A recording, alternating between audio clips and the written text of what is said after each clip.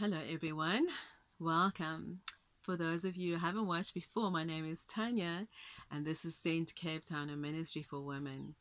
And I just want to say that while I share this, I pray that you will be so encouraged by Holy Spirit, that God will strengthen you and encourage you tonight. If you are anything like me and you felt like you've been through fire, or you're still going, you're still in the fire, I want to encourage you with this, knowing that God says He brings us through the fire. You're not staying in this place. And God has just been revealing to me through the nature around us, which is Fynbos. We live in the deep south in Cape Town.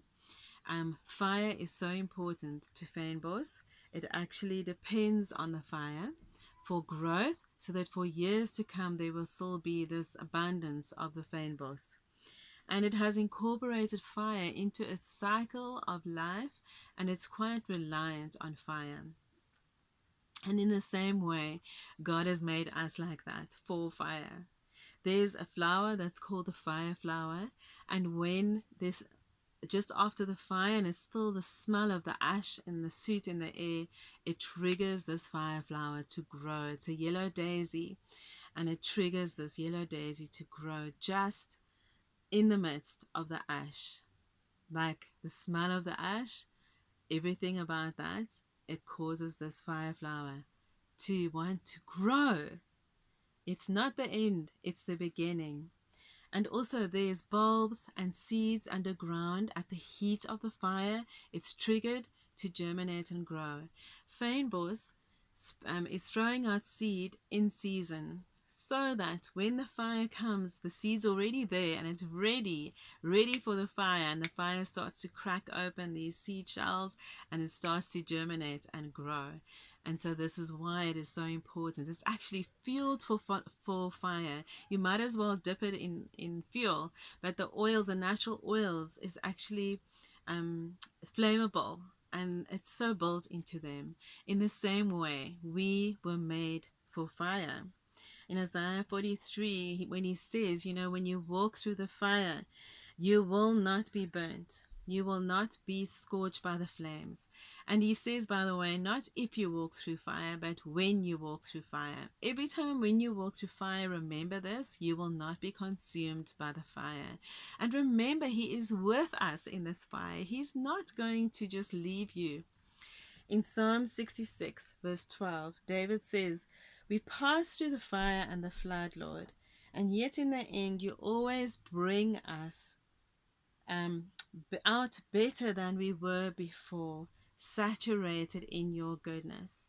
To know that we're going to be better than before and saturated with His goodness, there is goodness when we come out. Wide open spaces, a place of rest that He has for us.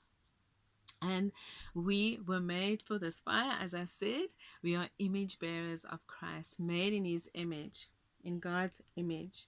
And in Hebrews 12, verse 29, where he talks about God is a holy, devouring fire, the Aramaic actually says that He is a consuming light. And that consuming light transforms all it touches into light. So that same word that is the fire, the fire of God, the consuming light, is there to transform us into light, the likeness of God. And as this happens, the fire of God starts to grow in us. That zeal for God and that passion for God, as painful as it is, as hard as it is, this is the reason why, so that we can then go and take His fire to others, and most of all, experience the fire of God, the glory of God that is just getting rid of everything. If you're in this place, remember He's burning away all that stuff that is not needed for you to walk out your call, to walk out your purpose, and mostly to be transformed and to be that light for the world. I hope that you were encouraged by this, and I just want to bless you, and I will see you soon.